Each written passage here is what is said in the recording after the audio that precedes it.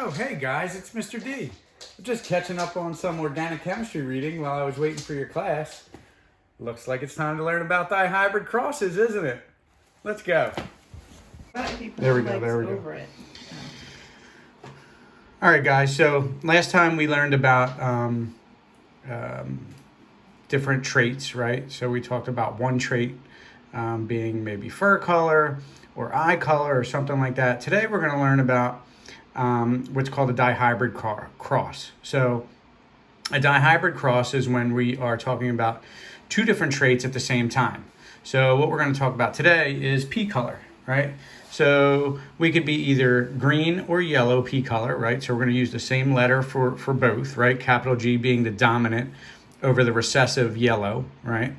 And then pea shape at the same time, where round is the dominant and wrinkled is the recessive, right? So we're going to be able to look at two different traits at the exact same time. So our question is a dihybrid cross between a pea plant that is heterozygous for both traits with another pea plant that is also heterozygous for both traits, all right? So when we make a Punnett square for that, this Punnett square is going to be bigger than the Punnett squares that we've done in the past. Right, so this Punnett square is actually going to have 16 blocks, right? Now, when we talk about the genotypes of these two, right? The one genotype of the first plant, it is heterozygous for both traits. So heterozygous for both traits means that it is going to have the capital G and lowercase g for color, right? Because it's heterozygous. And it's also going to have the uppercase R and lowercase r for its shape, right? Because it's heterozygous. And the next one is also heterozygous for both traits, right? So that's our two genotypes that we're crossing. Now, the way that you fill in this grid is for each block, right, you have to put in one letter for each trait because that sperm or that egg, right, is going to be carrying both alleles, right? We know in real life, it's going to be many alleles, right? But we're just looking at two at the same time, right? So that sperm or that egg could be carrying both dominant. It could be carrying one dominant, one recessive. It could be carrying the other recessive and dominant, right? Or both recessives, right? So that's the way you fill this out. So we filled it out here and we filled it out here for the two parents, right? Both of those parents are the same at the point. And then the way you fill this in, right, is you just put your letters, right, across. I'm sorry, my writing's a little bit sloppy because I'm trying to write while I'm reaching around this camera, right? But you can see how this goes, right? So I'll just keep going all the way until I get them all filled in, right? It's going to take just a minute.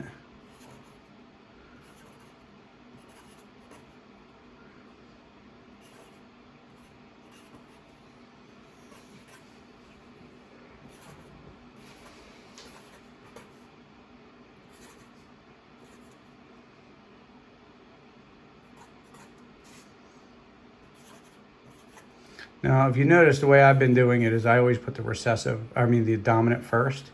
You don't have to do it that way, but I think if you're consistent in doing it that way, it just makes it a little bit easier, right? Because with these problems, even if you know exactly what you're doing, a lot of times it's easy to make mistakes, just like I did on yesterday's video, right? So let's hope that today's video is mistake-free, right?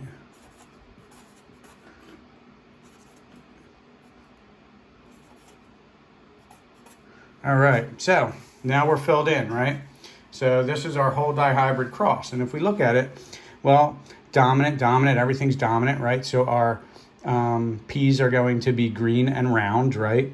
Dominant, that's going to be green. Dominant, recessive, well, the dominant overpowers that. That's also going to be green and round, right? So on and so forth, green and round, green and round, green and round. Oh, look, this one's going to be green because we have the two dominants, but this one is we have the both recessive. So this is our first one. It's a little bit different. It's going to be green and wrinkled, right? Green and round, green and wrinkled, right? Green and round, green and round. Oh, look, this one isn't green. We have both recessives, so it's yellow and round. Yellow and round, green and round, green and wrinkled. We have yellow and round, and then here we have yellow and wrinkled, right? So this one has both recessives. There's only one that has both recessives. So that's how you fill out this dihybrid cross, right? So then what you would do is you would list all the genotypes and phenotypes that you have in doing this, right? So all of our genotypes, well, we have this capital G, capital G, capital R, that's one of them. Another one could be capital G, uppercase R, lowercase r, right? We can have capital G, lowercase g, right? Capital R, right? We have, let's see, what else do we have? We have capital G, lowercase g with the capital R, lowercase r, right? So that's all possible, right? All of these, though, if we look at them, right, they're all green and round, no matter what the combination is, right? So let's keep going, right? If we get to something like this, G, G, R, R, well, that one is green and wrinkled, right?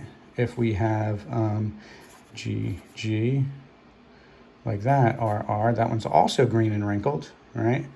And for us to wind up with some that are yellow, we have to have the lowercase g's, right? It could be like this, or it could be like this, right? And that both of those would be yellow and round, right? The only way that we can get yellow and wrinkled is if we have all recessives, right? So what are our possible phenotypes, right? So our phenotypes are going to be, we can be green and round. We can be green and wrinkled. We can be yellow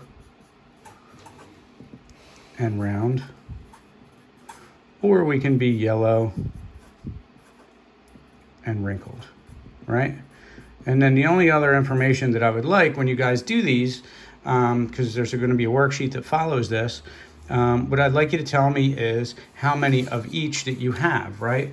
So let's look at this, right? So for everything that is green and round, right, I'm going to use blue, right? So this one's green and round, right? This one's green and round. That one is green and round. That one is green and round. Actually, let me put numbers in here. 2, 3, so we can keep a count, right? Green and round, 5. Green and, no, that's not round, but this one's green and round, 6. Green and, nope. Green and round, yep, 7. Green and round, 8. Right, let's keep going. Green and round, 9. Green, nope, no more green and round. So we wound up 9 that are green and round, right? Now I'm gonna use red to do green and wrinkled, right? So here we got green and wrinkled, we have 1. Green and wrinkled, we have 2. Green and wrinkled, we have 3, right? And that's it for our green and wrinkled, right? What's another possibility? Our other possibility could be yellow and round, right? So yellow and round. Let's use green, right? So this one is yellow and round. This one is yellow and round, 2. This one is yellow and round, 3, right? And then the only thing that we have left here is this last one that is yellow and wrinkled, right? And we only have one of those. So if you make your Punnett square and you mark all your numbers in there, then we can look at it here and we can say, okay, how many green and round did we have? Well, we had 9 that were green and round, right? And how many green and wrinkled did we have, right? Well, we had 3. How many yellow and round did we have? Well, we had 3 of those and we only had 1 of these. That should all add up to 16. 9 plus 3 is 12, plus 3 is 15, plus 1 is 16. So that's all of our blocks are taken care of, right? And that's how we do a dihybrid cross. All right, so take a look at this video, and then what I want you to do is do the worksheet that I'm attaching to today's lesson plan. All right, and then we'll go over that next class. Any questions, just ask. Thank you.